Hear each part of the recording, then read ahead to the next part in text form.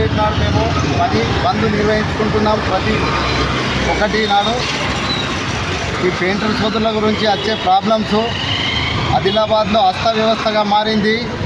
ఎందుకంటే జిల్లా వ్యాప్తంగా మన తెలంగాణ రాష్ట్రంలో గత పాలక ప్రభుత్వం వలన ఈ ఆదిలాబాద్లో ఏది కంపెనీలు ఉన్నాయి, కంపెనీలు అమ్ముకున్నలో రాజకీయ పార్టీ నేతలు ఒక సిసాయి ఉండే సిసాయిని మొత్తం అస్తవ్యవస్థగా బంద్ అయిపోయింది.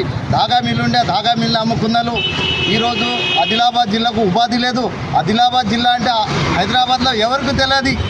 ఆదిలాబాద్ ఇంతవరకు 1952 నుంచి ఎమ్మెల్యే గెలుస్తున్నారు. కానీ ఇప్పుడు మాకు ఆదిలాబాద్ అసెంబ్లీలో వినిపిస్తున్నాడు శాసనసభ్యులు. కానీ ఆదిలాబాద్కు ఒక్క కంపెనీ ఇస్తలేరు. ఉన్న కంపెనీలు అమ్ముకుంటున్నారు వీరు. మా పెయింటర్ సోదరులకు మరియు పని కొరకు ఈ ఇంజనీర్లు బిల్డర్లు అస్తవ్యవస్థగా ఈ బిల్డర్లు ఇల్లు కట్టిస్తున్నారు. పెయింటర్లకైతే ప్రతి ఒక్క కార్మికుడికి ప్రేమ దోపిడీ చేస్తున్నారు వీళ్ళు. మొదటి వ్యవస్థగా కార్మిక మంత్రి లేరు. సంవత్సరం ఒక 14 నెలలు అయింది రాష్ట్ర ప్రభుత్వం ముఖ్యమంత్రి అయి కార్మిక శాఖ మంత్రి లేరు. 6 మంత్రి పదవులు ఖాళీ ఉన్నాయి. ఏ సమస్య పరిష్కారం వచ్చినా పరిష్కారం జరుగుతలేదు. మాకు మీ ఒక్క రూపాయి అవసరం లేదు. రాష్ట్ర ప్రభుత్వానికి మేము డిమాండ్ చేస్తున్నాము.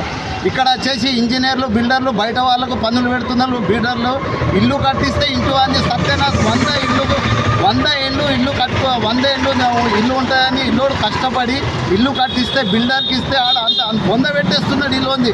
ఈ బిల్డర్ల వ్యవస్థని బంద్ చేయాలని జిల్లా కలెక్టర్ గారికి కమిషనర్ గారికి మన రాష్ట్ర ప్రభుత్వానికి డిమాండ్ చేస్తున్నాం. మాకు ఉపాధి లేక ఈ బయట వాళ్ళని తరిమి వేయాలా, లేకుంటే ఈ తెలంగాణ రాష్ట్రంలో బయట దేశానికి ఎట్లా పక్క రాష్ట్రం నుంచి వెళ్తాము వీసా పాస్పోర్ట్ లాగా వీసా పాస్పోర్ట్ యంత్రాంగం తయారు చేయాలని రాష్ట్ర ప్రభుత్వానికి కేంద్ర ప్రభుత్వానికి మేము డిమాండ్ చేస్తున్నాం.